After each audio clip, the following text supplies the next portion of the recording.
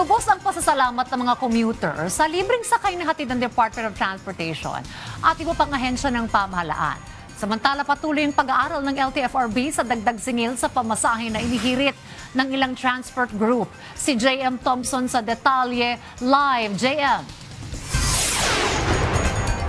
Dayan, ipagpapatuloy ng Department of Transportation at iba pang ahensya ng pamahalaan ang mga libreng sakay sa mga lugar na apektado ng tigil pasada ngayong araw. Ito ay bahagi pa rin ng pagtitiyak ng pamahalaan na may masasakyan ang ating mga kababayan sa gitna ng mga tigil pasada dahil pa rin sa pagsirit ng mga presyo ng produktong petrolyo.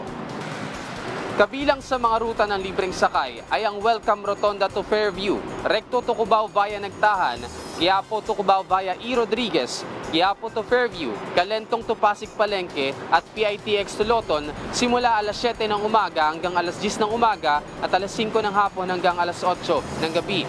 Katuwang ng DOTR ang Philippine Coast Guard, Department of Energy, Department of Public Works and Highways, Department of Economy, Planning and Development at Department of Labor and Employment sa pagtitiyak na may ligtas na masasakyan ang ating mga kababayan.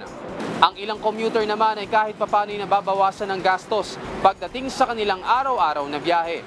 Samantala, ire-recompute naman ng LTFRB ang nararapat na presyo ng dagdag pasahe ayon sa rekomendasyon ng ilang grupo ng mga tsuper at operator na 2 piso hanggang 10 pisong dagdag presyo sa pasahe. Ayon sa LTFRB, ito'y masusing titignan ng ahensya at ikokonsidera ang kakayahan ng publiko lalo na ang mga commuter kung daragdagan ang kanilang pamasahe. Dagdag pa rito, habang nakabang ang ilang grupo ng mga tsuper at operator sa kanilang hiling na dagdag pasahe, tinitiyak ng ahensya na tuloy-tuloy ang mga diskwentong kanilang makukuha sa ilang gasolinahan para makabawas sa kanilang gastos sa krudo.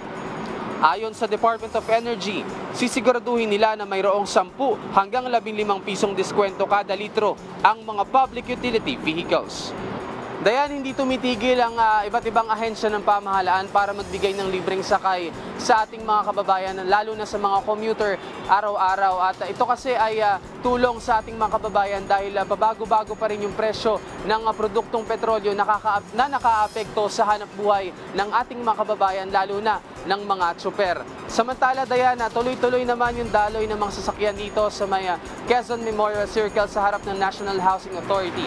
At paalala, para sa mga motorista ngayong araw ng Huwebes, bawal po ang mga plakang nagtatapos sa numerong 7 at 8 simula alas 7 ng umaga hanggang alas 10 ng umaga at alas 5 ng hapon hanggang alas 8 ng gabi. Dayan? Maraming salamat, JM Thompson.